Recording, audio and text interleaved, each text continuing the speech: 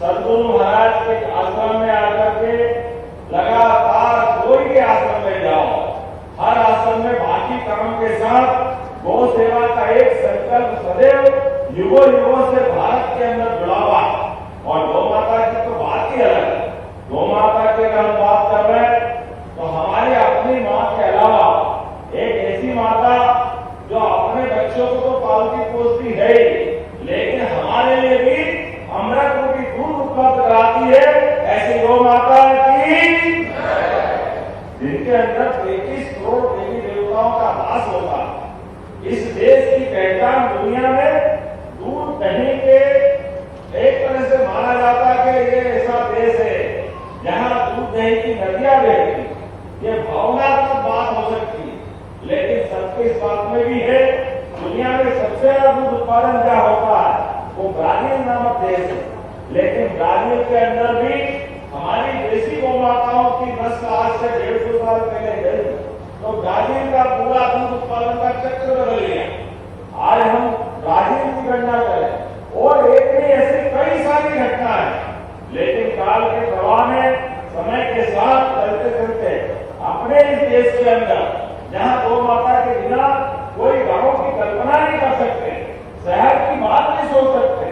हमारी संस्कृति तो इतनी धन्य है कि घर में अगर रोटी नहीं बनेगी तो सबसे पहली रोटी गौ माता के लिए गौ घास के देते हैं कि पवित्र संस्कृति हमारे यहाँ पे मौजूद है।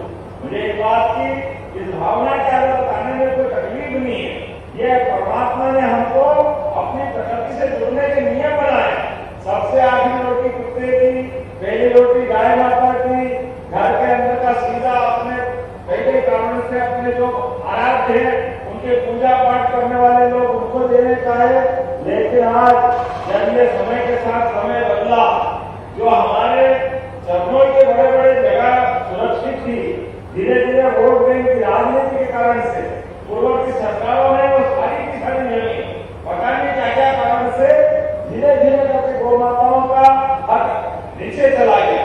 बाद में ट्रैक्टर आ गए, पीने के पानी के साथ सिंचाई के संसाधन बढ़ गए, बिजली आ गई, लेकिन इन सबकी मार अगर किसी पर पड़ी है तो हमारी गौ माता पे पड़ी। जाने अनजाने हमसे ये जो गलती हुई है, रासायनिक खादों के उत्पादन के आधार पर कई कारण से अपनी सारी संस्कृति एक अलग दौर में पहुंची है। लेकिन आज बदलते दौर में वापस सबको ध्यान में आ गया कि ये जो हमारे रासायनिक खाद से उत्पन्न होने वाला खाद्यान्न, चाहे गेहूं हो चाहे दूसरी कोई फसल हो, इनके खतरे क्या है। हमारा ये असर गोवंश को भी आया। गौ माताओं की जमीन एक तरह से ट्रैक्टर के आने के बाद भेड़ और गायों की हालत बड़ी अलग प्रकार की हो गई। लेकिन हमने तय किया है ऐसी कोई गोवंश जहां भी जिसको हल्की भाषा में ये माना जाता है कि उसका अपना परिवार नहीं है, इसलिए शब्द वापरते के लावारिस। माँ कोई लावारिस होती है, शर्म आना चाहिए, धूप बनना चाहिए। और सरकार के होने के नाते से हमने तो पूरा वर्ष जैसे शपथ ली थी गोवंश के रूप में घोषित किया कि पूरा वर्ष गौ माता की सेवा के लिए समर्पित किया जाएगा। ये हमारी योजना है। और समान रूप से योजना बनाने के लिए अधिकारियों से कहा कि आप अपने अपने नगर निगम के अंदर, खास करके बड़ी नगर में बड़ा संकट आता है। नगर निगम के बड़े दायरे में गाय मिल जाए या अधिक मात्रा में पालतू कुत्ते, आवारा कुत्तों के रूप में नगर निगम पकड़ती पता नहीं कहां छोड़ के आ जाए, गाय माता को पता नहीं कहां छोड़ के आते, जिनके खेत होते सब दुखी होते। हमने कहा ये नहीं चलेगा। नगर निगम अपने पूरे क्षेत्र के अंदर आदर्श स्थान उत्पन्न करे। पहले खिलत रख के गाय माता आवारा पकड़ाती थी, जो जिसकी थी वो जुर्माना दे के भेजा था। लेकिन अब जुर्माना भी देने नहीं आता, गाय माता को भी छोड़ देता है, बड़ा संकट आता। हमने कोई चिंता मत करो, अपनी सरकार बनने के बाद हमने कहा ये सारा खर्चा सरकार उठाएगी। बड़ी बड़ी गौशाला बना 10,000, 15,000, 5,000 सारा पैसा सरकार देगी, किसी को कोई दूसरा खर्च करने की जरूरत नहीं।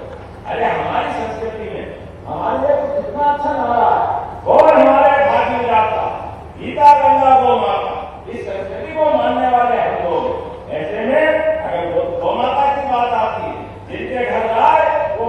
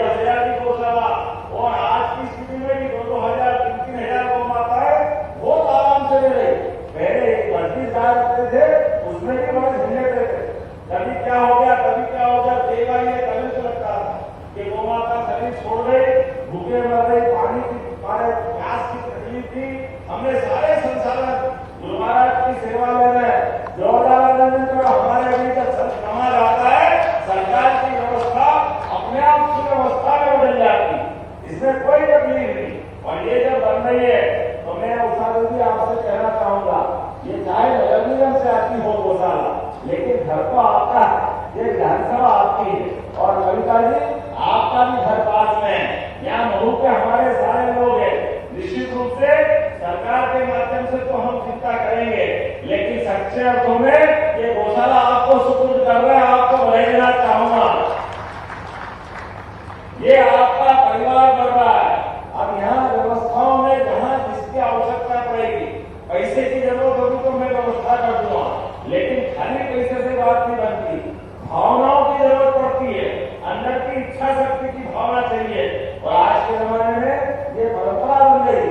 अब तो गौशाला के अंदर अपने बच्चे बच्ची का जन्मदिन मनाने के लिए कई कई परिवार आ रहे हैं, धूमधाम से आ रहे हैं। और इससे अच्छा कौन सा स्थान हो सकता है? बड़े दुर्भाग्य के साथ कहना पड़ रहा है, उत्तर प्रदेश जैसे बड़े राज्य के अंदर एक गोपाल परिवार से आने वाले व्यक्ति, वो कहते हैं इत्र की खुशबू आती है। अरे भैया मान जाए इत्र की खुशबू आती है, लेकिन पता नहीं क्या दुर्भाग्य है, केवल वोट के चक्कर में उनको गौशाला में बदबू आती। अरे भारत में रहकर गौशाला में जिसको बदबू आए उसको भारत में रहने का अधिकार के दुर्भाग्य के साथ कहना पड़ेगा। ये तो ऐसा ऐसी बात हो गई कि अपने शरीर से अपने बारे में विचार करो। हमारे शरीर के अंदर भी कितने प्रकार की हमारी पंचेंद्रियों के माध्यम से हम भी अपने जीवन की दिनचर्या में कई बार जोर से निकलते हैं, तो क्या अपने शरीर से ग्रहण करेंगे? अपने आप से मदद करेंगे? बड़े दुर्भाग्य के साथ कहना पड़ेगा। अरे गौ माता का गोबर कैंसर को भी मार करता है, कैंसर को भी ये जीवन को भी अमृत है, जिसके माध्यम से धरती माता के संपर्क में आने वाला एक गेहूं का दाना हजारों बालियां निकाल करके बाकी को प्राण देता, जीवन देता है। इस गौ माता के गोबर गोमूत्र कई प्रकार की औषधि बन रही है, कई प्रकार के अलग अलग प्रकार के आयुर्वेद में काम आ रही है। ऐसे समय में जब गौशाला भी सकेगी, गोमूत्र और गोवर्धन के माध्यम से भी सभी प्रकार का इसका उपयोग का स्थापना की जाएगी। मैं आज के अवसर पर ये भी बोलना चाहूंगा, जब से हमारी सरकार बनी हमने सारे त्योहार धूमधाम से मनाना चालू किए। अरे त्योहार समाज मनाता है तो सरकार कैसे पीछे रह सकती? सरकार और समाज का जो आनंद है, इसलिए आपको विक्रमादित्य, मालवा के विक्रमादित्य, अवध के क्षेत्र के विक्रमादित्य आज से लाल किले पर भी तलवार लहरा करके वो उस काल को याद दिलाएंगे। बोले विक्रमादित्य महाराज की। हमारे लिए सौभाग्य की बात है। अहिल्या माता, विक्रमादित्य, राजा भोज, होलकर महाराज, इतने नाम है जिनने हमारे सनातन संस्कृति के लिए कितना काम किया। और आपका तो ये जाना पाओ का पहाड़, जहाँ पर भगवान कृष्ण को परशुराम जी ने सुदर्शन चक्र दिया था, हमारी सरकार ने निश्चय किया कि जहाँ जहाँ गोपाल कृष्ण की लीला हुई प्रत्येक स्थान को तीर्थ की तरह बनाएंगे, तीर्थ की तरह हमने इनके लिए धनराशि रखी है। अरे दिल पे हमको आदर्श, दिल पे हमको नाज है। दुनिया भगवान अपने लिए परमात्मा की दया से भारत के अंदर दोनों देवताओं को जानती है, गोपाल कृष्ण को और भगवान श्री राम को। उनके नाते से ये राम कृष्ण की धरती है। हमारे लिए सौभाग्य की बात है। एक तरफ चित्रकूट धाम हमारे यहाँ है, तो भगवान राम की जहाँ जहाँ लीलाएं हुई उन स्थानों को भी हम तीर्थ बनाएंगे। और एक तरफ गोपाल कृष्ण की जहाँ जहाँ लीलाएं हुई, जाना पाओ वो स्थान जहाँ भगवान कृष्ण को परशुराम जी ने सुदर्शन चक्र दिया था, ये झाड़ के पास का अंधेरा जहाँ भगवान का रुक्मिणी हरण के टाइम रुक्मिणी जी के भाई के साथ संघर्ष हुआ था, नारायण वो धाम जहाँ उनकी सुदामा से मित्रता हुई थी। ऐसे उज्जैन में वो स्थान जहाँ भगवान ने शांतिपनी आश्रम में शिक्षा ग्रहण की। हर एक स्थान को हमारी सरकार तीर्थ बनाएगी, तीर्थ ये हमारा सरकार संकल्प है। युवाओं के लिए रोजगार, किसानों के लिए पर्याप्त पानी और बिजली, महिलाओं के लिए अलग प्रकार की व्यवस्था, गरीब आदमी की जिंदगी बदलने के लिए यशस्वी प्रधानमंत्री श्रीमान नरेंद्र मोदी जी के नेतृत्व में चारों वर्ग की बेहतरी के लिए हमारी सरकार लगातार काम कर रही है। और आने वाले समय में अपने सरकार के द्वारा जो स्थापना के समय हमारा बजट था 3.25 लाख करोड़ का, हमने तय किया है सभी काम और सुव्यवस्था के बलबूते पर 5 साल में 7 लाख करोड़ का करेंगे।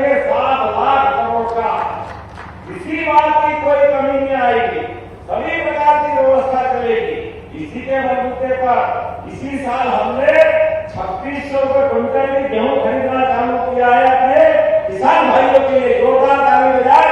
2500 रुपए क्विंटल। और ये एक नहीं, ऐसी कई योजना चालू कर रहे हैं। कल माननीय गृहमंत्री जी हमारे बीच आ रहे हैं। भोपाल में अपने इस भोपाल में आने वाला उनका दौरा अद्भुत होने वाला है। आज गौशाला बना रहे हैं और कल प्रदेश भर में हर घर में गोपालन करते हुए किसान और दूध उत्पादन की क्षमता बढ़ाने के लिए हमारी सरकार के द्वारा डॉक्टर भीमराव अंबेडकर योजना प्रारंभ कर रहे हैं, जिसके माध्यम से जो 25 से ज्यादा गाय खरीदेगा उसको 25% का अनुदान, जैसे 200 गाय आपने खरीदी तो 50 गाय का अनुदान आपको दिया जाएगा। अलग अलग प्रकार से दूध उत्पादन को बढ़ावा देते हुए किसान की आय दूध में बढ़ना चाहिए कि नहीं बढ़ना चाहिए? आप ताली बजा के लगाओ। हमारे यहाँ हजारों साल से अपने किसानों की आमदनी फसल के साथ साथ दूध उत्पादन के माध्यम से होती है। हमारे इस देश के अंदर आज वर्तमान में दौर बदला माननीय मोदी जी के नेतृत्व में ऐसे सभी काम हम करते जा रहे हैं। और आज के अवसर पर एक बार फिर मैं अपनी ओर से नगर निगम, जिला प्रशासन, महाराज जी और आप सबका भी आभार मानता हूँ कि आज हनुमान जयंती के अवसर पर एक पवित्र काम करते हुए इस गौशाला के लिए भूमि पूजन का काम किया है। मेरी अपनी ओर से आप सबको बधाई, बहुत बहुत धन्यवाद। भारत माता की बहुत बहुत धन्यवाद। और माननीय मुख्यमंत्री महोदय जी ने इतनी अनुपम सौगात नगर निगम इंदौर के माध्यम से आम जनता को दी। मैं अनुरोध करूंगी इससे सम्मान का ये यादगार प्रतिकारण में महापौर और आदरणीय। तो ये तस्वीरें देख रहे हैं आप, इंदौर की ये तस्वीरें जो सीएम डॉक्टर मोहन यादव पहुंचे पितृ पर्वत पर कार्यक्रम में शामिल हुए, जिसके बाद आपको बता दें कि हनुमान जी का अद्भुत स्वरूप भी देखा है, हनुमान जी के आशीर्वाद लिए। और बता दें कि आशापुरा में गौशाला का भूमि पूजन किया है।